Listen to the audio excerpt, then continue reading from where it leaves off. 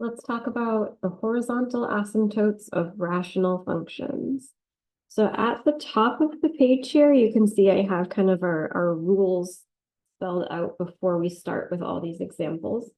So what makes a rational function is that it's built as a polynomial over a polynomial, like you can see in this first example.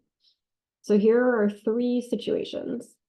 If the degree of the top polynomial is the bigger degree of the two, then there's no horizontal asymptote at all. If the degree of the bottom polynomial is the bigger one, then you have a horizontal asymptote at y equals 0. And then finally, if they're the same degree top and bottom, then you have some other number. And this number is going to be the ratio of the leading coefficients, which sounds fancier than it is. We'll see that in action a little bit lower on the list of examples. All right, so let's look at this first example here. So on the top, the biggest power of x we have is x to the 4th. So this is degree 4. And then on the bottom, the biggest power of x is 2. So we have degree 4 on top, degree 2 on the bottom. So this is the first case. The top polynomial has a bigger degree. So this rational function has no horizontal asymptotes. Essentially, the ends of this graph, the far right and the far left, they don't asymptote out to anything. They just probably stick up or down forever.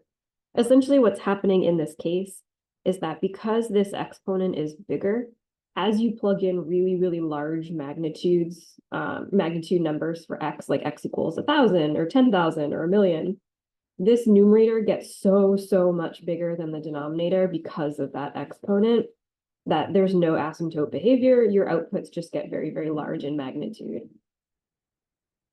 All right, let's look at the second one. Here we have degree 2 over degree 3. So the bottom one has the higher degree. And we said in that case, it's automatically an asymptote at 0. So no more computations are needed. We have a horizontal asymptote at y equals 0. And again, generally what's happening here is that because this one has the bigger exponent, when you're plugging in x equals 10,000, the denominator is so much bigger than the numerator that when you divide them, you actually get a really, really tiny number out, which is why those outputs are headed towards 0. All right, let's see another one. In this next example, I have a degree 9 on top, degree 12 on the bottom. So this has the same situation as the example above it. Even though that number, that coefficient up top is so large, this exponent is 12 and this is 9. So again, we have a horizontal asymptote at y equals 0. And for all of these, when we're talking about horizontal asymptotes of rational functions, we only say one asymptote because it's always the same at both ends. So as x approaches positive infinity, it's asymptoting out to this. And then also as x approaches negative infinity, we're asymptoting out to the same number. All right, let's see some where it's the same degree. So in this next example, you can see the top and bottom are both degree 3. So we have the third case here. So if it's the same degree, you have a horizontal asymptote at y equals some other number than 0, and it's the ratio of the leading coefficients. So here, my leading coefficients are the 2 and the 4, which simplifies to a half.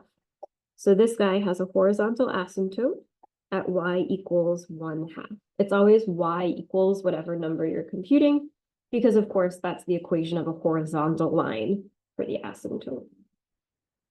The one after this is also the same case where it's the same degree top and bottom, but it's a little bit sneakier about it because this denominator polynomial just isn't written in the correct order, right? So the leading term that like shows the highest power of x, it's not like it's polite for it to go first like we've been seeing, but there's nothing stopping anyone from writing things out of order. So here we want to at least be patient enough to recognize, oh, your degree down there is actually 7. So my asymptote is 10 over 2. So 10 over 2 simplifies to 5. So this guy has a horizontal asymptote at y equals 5. All right. Worst case scenario is this last example here.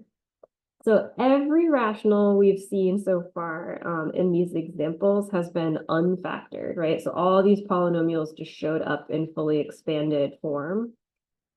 Sometimes rational functions will show up like this, where the top and bottom polynomials are pre-factored, which is really convenient if you're trying to talk about like holes in the graph or vertical asymptotes. But for horizontal asymptotes, that makes it a little bit more awkward because it's harder to tell what the degree of the polynomial is, right? So one option here is to just multiply like crazy, right? So compute x minus 2 squared, multiply that out, and then multiply whatever you get from that times x plus 3, and then same thing down here. And it's not impossible, but it's a lot of work. It turns out we can sniff out the amount of information we need from this without doing all that work. Okay, so in this first, or the top polynomial here, pull out another color. I want to just figure out what the first kind of leading term would be if I did multiply it out. So I'm going to look at the biggest power of x part of each piece here. So this guy counts as an x squared,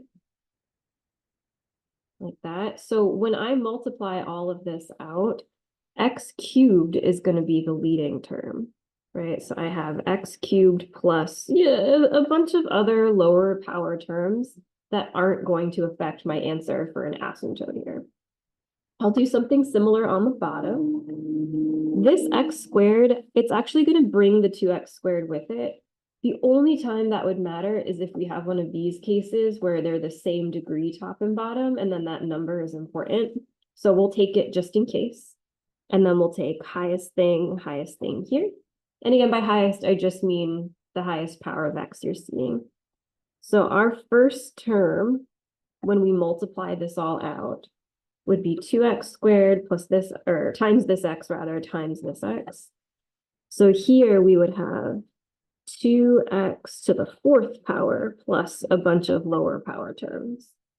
So I've kind of just taken a glimpse, and what I've gathered is that the degree of the bottom polynomial is going to be larger because I have 1, 2, 3, 4 roots instead of just 1, 2, 3 up top.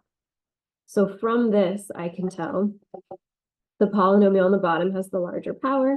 So I have a horizontal asymptote at y equals 0, just like these guys above.